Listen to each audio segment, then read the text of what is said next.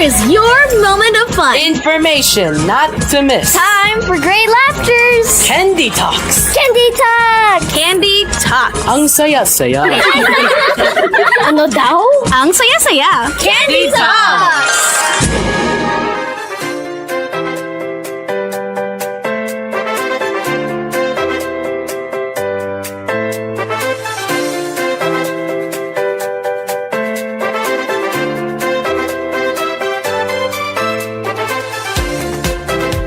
Good morning! Good morning, good morning, good morning, good morning! Magandang umaga po sa lahat ng mga nakatutok sa atin. This is your friend, your radio. Radyo natin FM 101.7. Ako po si Candy Ririd. Bumabati ng isang magandang umaga sa lahat ng mga nakatutok po sa atin sa oras na ito. Saan man po kayong lugar naroon ngayon. Sa bahay po ninyo, sa bahay ng jowa mo. Iaga ha? Grabe yan. Aga ng dalaw na yan. Sa bahay ng kaaway mo, uy grabe, ang aga din. Dapat maya-maya ng konti.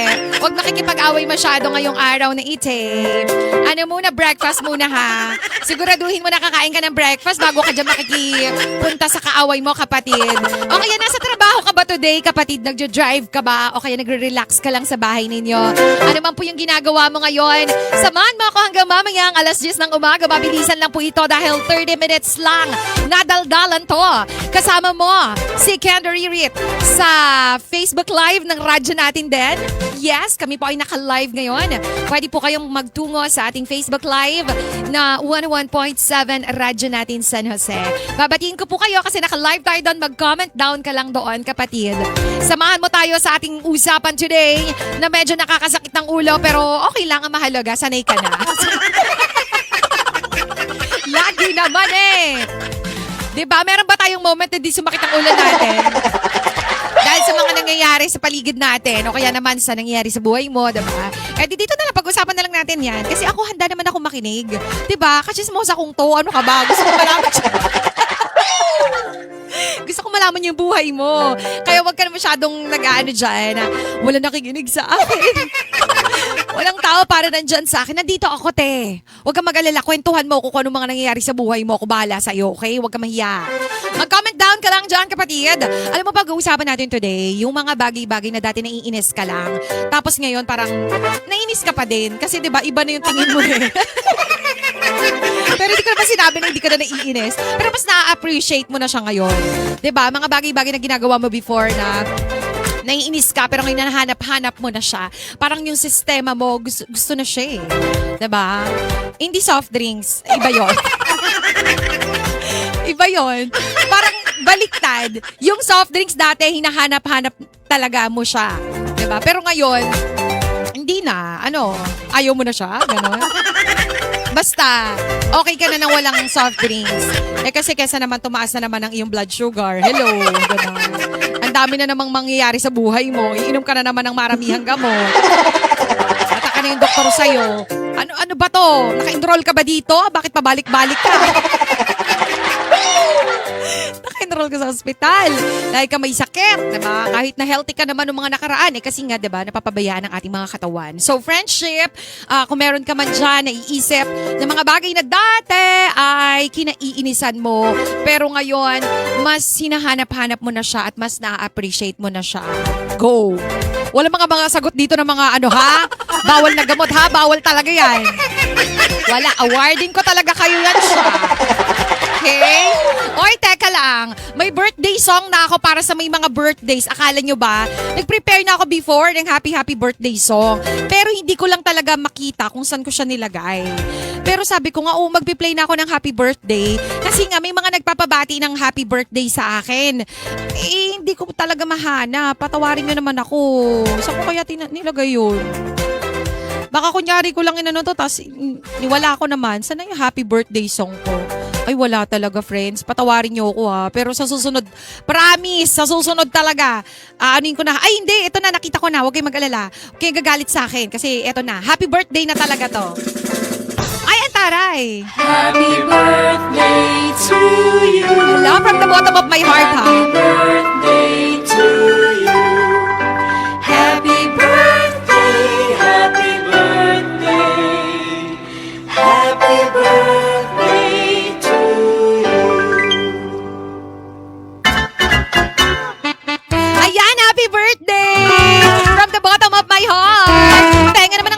dyan, kapatid. Mangingi pala ng handa. Ay, grabe ka special ng greetings ko. Happy birthday. Ang tanda mo na.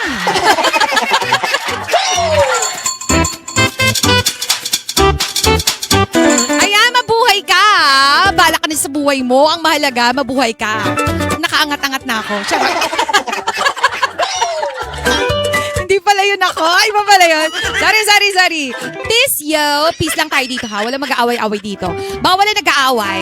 Masama yun. Pero happy birthday sa'yo. Lahat na may mga kaarawan, di ko na po kayo maisa-isa kasi baka mamaya may makaligtaan ako, di magagalit na naman sa akin, di ba? O basta lahat po na nagsiselebrate ng birthday nila ngayong July 30, 2026, di ba? Di ba taon-taon naman yung birthday mo? Happy birthday sa'yo. Kahit di naman kami nakakatikim ng handa mo. Happy birthday na din bakit ba? O basta yun, sana maging masaya ka ngayong araw na ito ha. Sana matupad mo na yung iyong pangarap. Sana yung mga wish mo sa buhay, go. Maibigay na sa'yo ni Lord. Okay. Syempre, bago tayo mag-start sa ating pong topic ngayon, gusto ko munang batiin yung mga nakatutok sa atin sa Facebook Live na nagbabalik simula kahapon. Nakabalik na po sila ang paborito po nating programa para sa ating mga kamagsasaka, kamangingisda. No? Hello sa ikaw at ang agri-host natin. Si Sir Miko is here. Sir Miko, hello! Good morning! Eh, syempre, binabati rin natin si Ma'am Ninya, diba? At saka, syempre, si Paring Arjep natin. Good morning sa tatlong anchors po ng Ikaw at ang Agri. That's every Wednesday. Pakikinggan niyo po sila ha para sa ating mga magsasaka na interesado sa mga topic. Of course, tungkol sa atin pong sa mga programa, no? Yan. Para alam niyo kung kailan mamimigay ng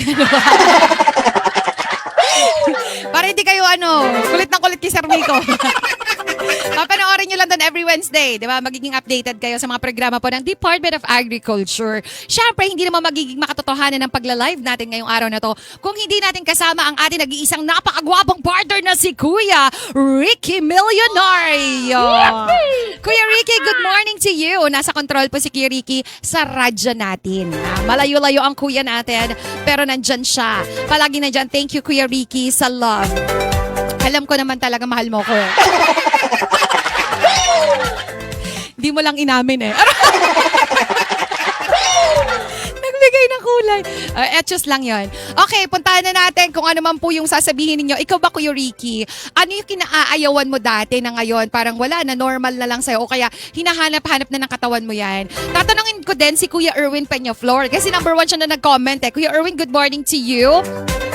Siyempre, Tita Filomena is here. Hindi yan magpapahuli. Sabi ni Tita Filomena, dati nung bata pa ako. Wow, bata-bata talaga. Dami-daming bata.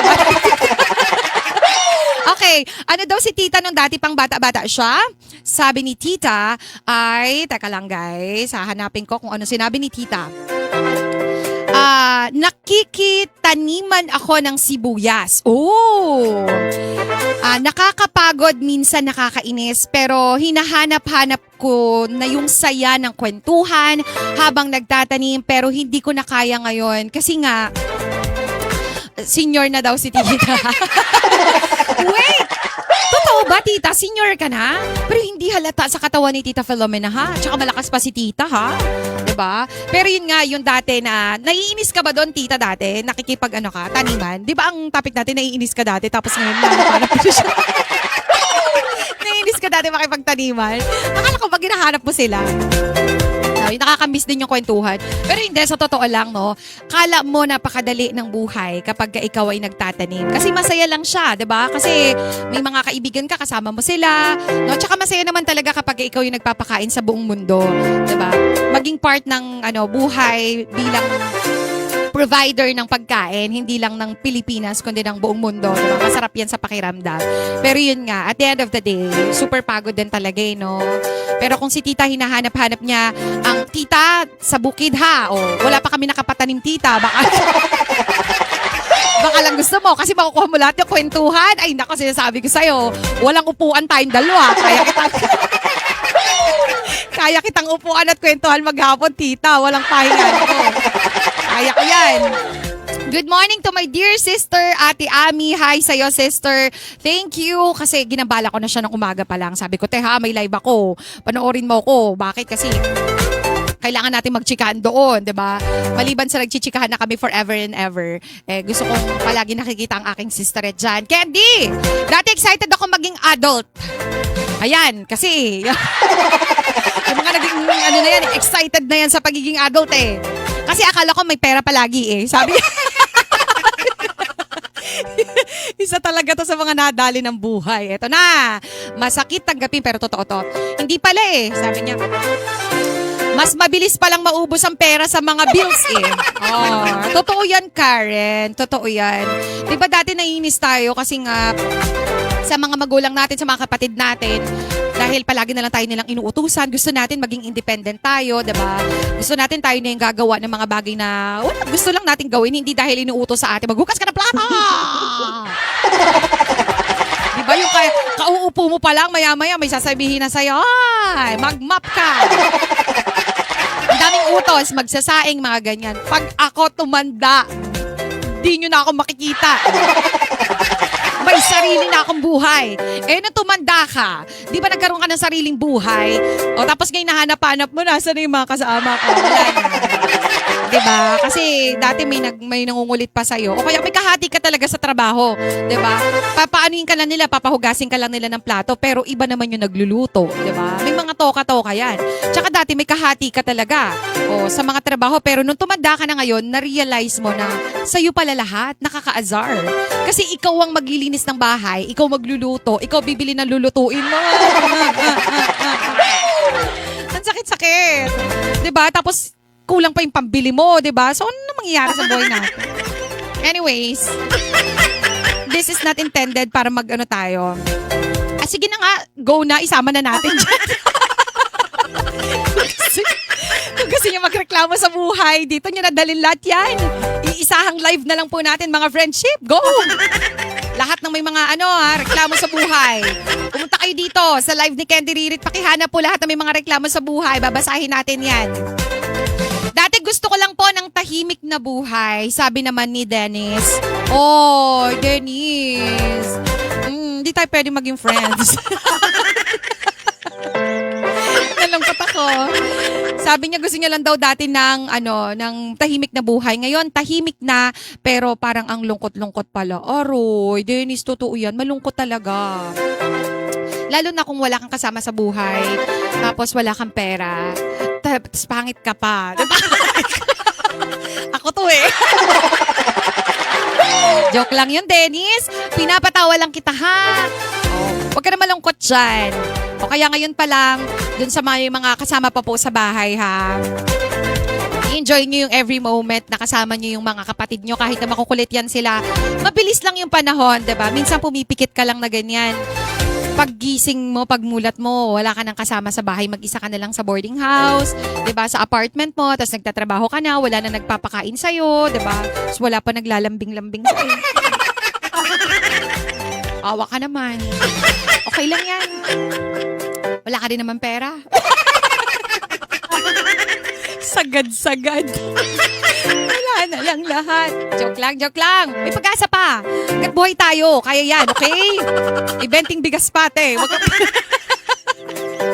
Ay, naka, Grace. Good morning sa'yo. Dati naman gusto ko lang ng bagong damit. Naiinis ako.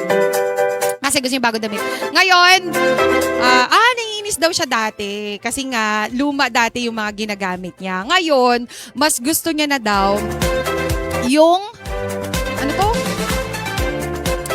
yung mga lumang damit ang mas gusto niya nang suotin. Okay, gets ko na yung point mo doon, Grace. Kasi totoo naman, 'di ba? Dati, parang mas bet natin na, sana may bago tayong damit lagi. Pag Pasko, 'di ba? Bagong taon, lahat ng mga okasyon sa buhay natin, birthday mo, bibili ka ng bagong damit. Pero 'di ba, ngayon, nasa punto ka na ng buhay mo na kahit nasan ka, mamamalengke ka dati, postura talaga no? Alam mo, may nakakatawa akong dyan. Dati, sabi ko talaga, pag ako lang natupad ko yung pangarap ko talaga. Model ng bata ako. Sabi ko, mamamalengke talaga ako, naka-swimsuit.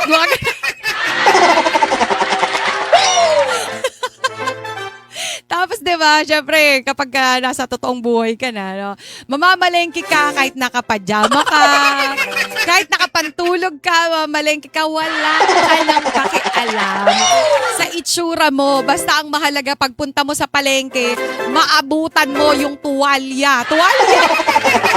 Pinabibili ng nanay mo kasi umaga lang yon. Pagka hapon na wala na mabibili na ganon. O kaya yung mga buto-buto, basta ganon, diba?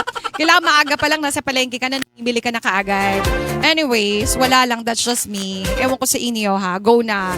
Makipagkwentuhan na kayo. Shout out muna tayo bago natin ituloy ang mga chikahan ng iba dyan. Syempre, binabati ko si John Mer Astrimos. Oy nga pala sa lahat po ng mga nag-a-apply sa atin kasi marami na po nag-apply. Kaya lang po hindi pa tayo nakakapagbigay ng proper date para po sa interview ng lahat, no? So may mga hindi pa nagfa-follow up para po sa audio materials nila. Inihiling po natin yon kasama ng inyong resume, no? So kapag pumasa si resume or kahit sige hindi pa, basta isama nyo na po para mas madali. Kung gustong humabol, pwede pa po, no? Hindi pa po tayo nakakapili ng final na natin, na i-hire natin para maging part ng radyo natin at maging DJ din po kagaya ni Candy Ririt. O, diba? Gusto mo bang makasama ko? I bet ayaw mo. Sabi nila, ingay-ingay mo eh, di ba? Araw-araw. So, ganon, friend. Kung interesado ka po, pwede kang magpadala ng inyong pong resume. I-send mo lang yan sa rnsj101.7@gmail.com o kaya dito po sa aming Facebook page. Nagre-reply naman po kami sa mga, messages nyo po. No? Nakapag, check na ako. Tapos huwag nyo kakalimutan na mag-send kahit na maigsing audio lang na parang nagdi-DJ ka. Yung parang ganito, no? Nagsalita-salita ka. Tapos wala ka namang kausap. Di ba? Ba't ganon? At kantang buhay ka. Nagsalita ako mag-isa dito. Ganun lang po gagawin nyo. At least 2 minutes tapos isend nyo lang sa atin. Okay? Para mas madali po yung ating selection process. Okay. Uy, lahat open to ha, kahit sa mga students, no? Mas okay din kung mga students po. Para at least habang kayo po ay nag-aaral, no? Especially mga development communication students, no? Kahit anong school, pwede po yan tinatanggap natin. Basta mag-workout doon sa time ninyo yung ating pong trabaho. Madali lang naman yung trabaho naman po sa radyo natin. No? Okay, go, go, go! Puntahan na natin itong ating mga messages. Siyempre si Mary Ann Basa Sigera. Good morning to you, Mary Ann. Salamat sa pagtutok sa ating live ngayon. Candy, dati gusto ko lang sariling bahay. Para malaya ako. Kasi dati, naiinis ako. Hindi ako makalabas. Laging nakabantay si mama. Ay, syempre. Malamang mahigpit. Pero ngayon, ayoko nang lumabas ng bahay. Hinahanap-hanap mo na ang paglalabas ng bahay, no? Kasi ayaw mo nang gawin eh. Parang mas gusto mo na lang, pag nagtatrabaho ka na, sa bahay ka na lang, kahit day off mo, diba? Tuwang-tuwa ka talaga eh. Akala naman nila, gagala-gala ka ng day off mo. No, itutulog mo yan, kapatid. Kasi mas gusto na nating matulog. Diba? Sabi ni Maylene, siya daw. Diba? Pasaway noon. Pinapatulog. Ngayon, gusto nang matulog. Sabi sa inyo eh, isa din to sa mga talaga eh. Sa bagay, parang lahat tayo dumaan dito, no? Yung pinatulog talaga tayo sa tanghali. Ayaw nating matulog kasi nga gusto nating maglaro. Very active talaga tayo dati. Pero ngayon, kahit gustuhin mong matulog, diba? Ano mang oras ng araw mo, baka pwede namang makatulog dito. Sa umaga, gusto mo pang matulog. Pero bawal na kasi kailangan pumasok sa trabaho. Diba? Sa maghapon sa trabaho, hindi ka naman pwedeng makatulog. Pwede na lang kung grabing diskarte ka, ha? Sino dito natutulog sa trabaho? Asang kamay! Ang hindi nakakatulog sa trabaho, mahinang nila lang. Grabe! Gawaan nyo lang ng paraan daw, sabi. Kaya naman yan. Hindi naman siguro all the time nakatitig si boss sa'yo. May CCTV eh. May CCTV na. May CCTV po. Ganun yun. Kaya hindi ka na makakatulog sa trabaho, okay? Pagkakabasa ko, Candy dati, 2 asawa ko. Sawa pala yun, sawa. Dati sawa. Sawa pala. Okay. Sorry. Kala ko dati 2 asawa. Sorry. Dati sawa daw siya sa simpleng ulam. Ngayon, gusto ko yung pritong isda ni nanay. Oh, parang special na handa na daw. Ayan, ito yung mga umangat-angat na yung kanilang buhay. Wow! 'Di ba? Kasi dati kung ang inuulam lang natin ay tuyo, 'di ba? O kaya noodles, o kaya malunggay, 'di ba? Yung mga pinitas lang sa kapitbahay, ni Nenox, yung mga ganun-ganun lang. 'Di ba? Tapos ngayon, hindi na. Medyo nakakaangat-angat ka naman na kasi nakakakain ka na ng mga gusto mo. Yung mga punong-puno ba ng mga carcinogens? Niluto mo pa sa kawali mong, 'di ba? Bakas-bakas na din. Non-stick daw pero 'di ba, nagadikit naman. Napunong-puno din ng pampasakit ng katawan.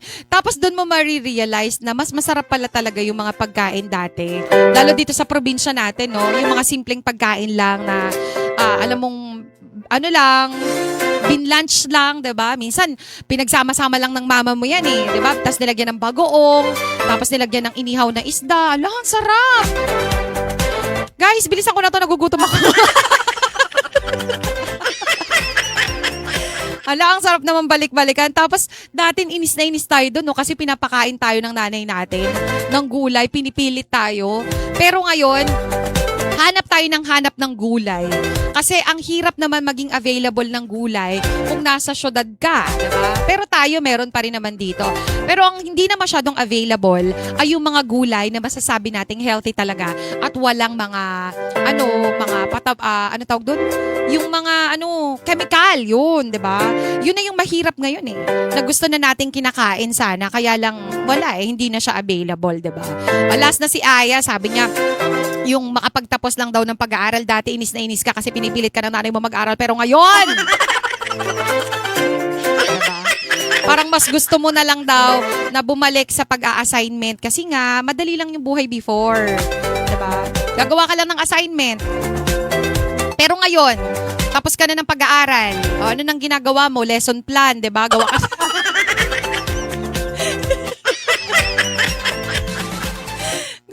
gawa ng lesson plan, aray mo. Hi, shout out pala sa mga teachers natin.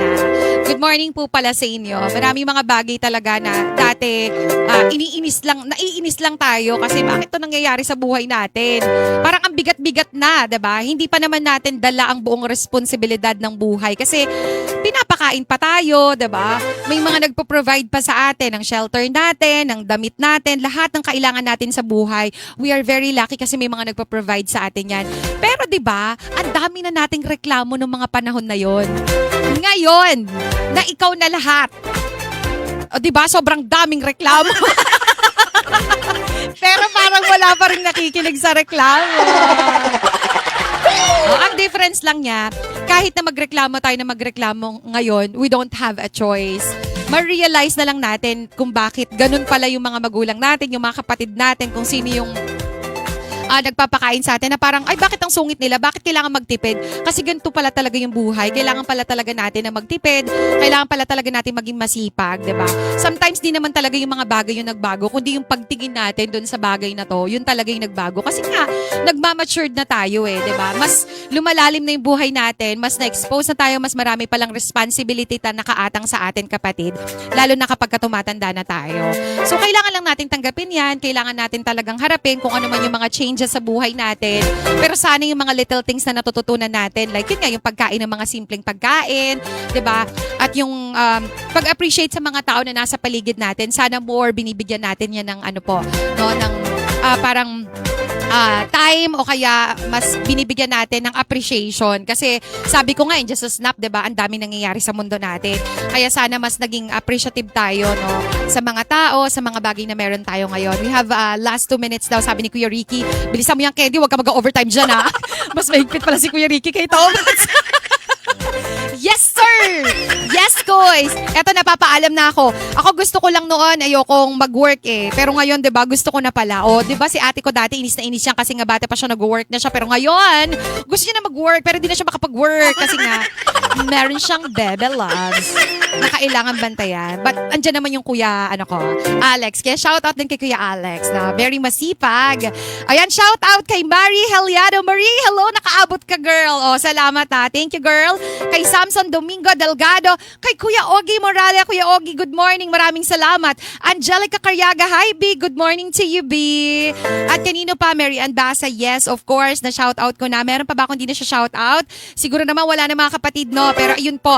Maraming salamat sa inyong lahat. Mag-ingat po tayo palagi at lagi nating tatandaan na mahirap po talagang mabuhay, especially dito sa atin sa Pilipinas. Pero kahit ganoon pa man, Pilipino tayo, madiskarte tayo, kaya nating mabuhay, diba?